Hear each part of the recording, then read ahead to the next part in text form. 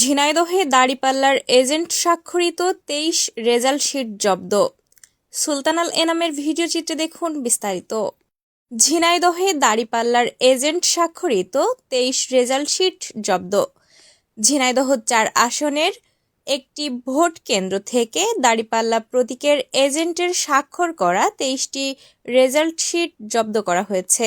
বুধবার রাত ৮টার দিকে কালীগঞ্জ পৌরসভার ৫ নম্বর কেন্দ্র সলিমুন নেসা মাধ্যমিক বালিকা বিদ্যালয় কেন্দ্র থেকে বুধবার রাত ৮টার দিকে কালীগঞ্জ পৌরসভার ৫ নম্বর কেন্দ্র সলিমুন্নেসা মাধ্যমিক বালিকা বিদ্যালয় কেন্দ্র থেকে এসব রেজাল্ট শিট জব্দ করা হয়। ভোট প্রদানের হার ৪ ধাপে ইসিকে পাঠানোর নির্দেশ।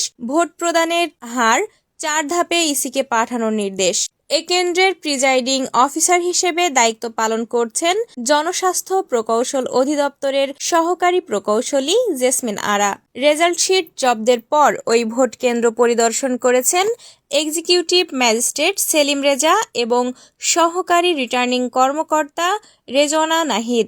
এক্সিকিউটিভ ম্যাজিস্ট্রেট সেলিম রেজা জানিয়েছেন, ২৩টি রেজাল্ট শিট জব্দ করা হয়েছে, সেগুলো ছিঁড়ে ফেলা হয়েছে। নতুন রেজাল্ট শিট তৈরি করার জন্য বলা হয়েছে। প্রিজাইডিং অফিসারকে প্রয়োজনীয় নির্দেশনা দেওয়া হয়েছে। তিনি আরও জানান, দাঁড়িপাল্লা প্রতীকের একজন পোলিং এজেন্ট ২৩টি রেজাল্ট শিটের স্বাক্ষর করেছেন। শাম্মী আক্তার, ঝিনাইদহ।